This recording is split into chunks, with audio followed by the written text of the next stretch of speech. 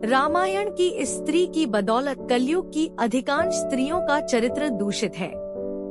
एक बार की बात है, प्रातः काल राम और लक्ष्मण ऋषि विश्वामित्र के साथ मिथिलापुरी के वन उपवन आदि देखने के लिए निकले। एक उपवन में उन्होंने एक निर्जन स्थान देखा।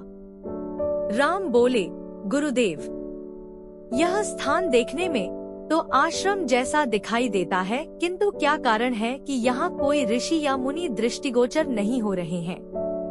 इस पर विश्वामित्र जी ने कहा, यह स्थान कभी महात्मा गौतम का आश्रम था।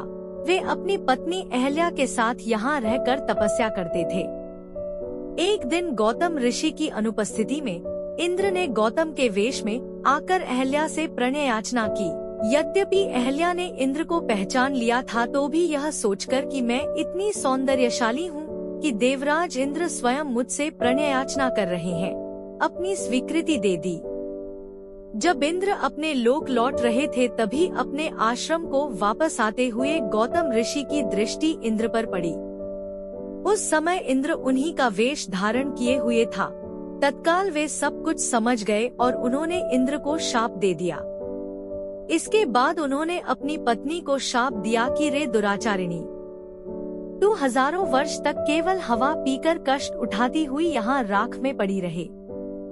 जब राम इस वन में प्रवेश करेंगे, तभी उनकी कृपा से तेरा उद्धार होगा। तभी तू अपना पूर्व शरीर धारण करके मेरे पास आ सकेगी।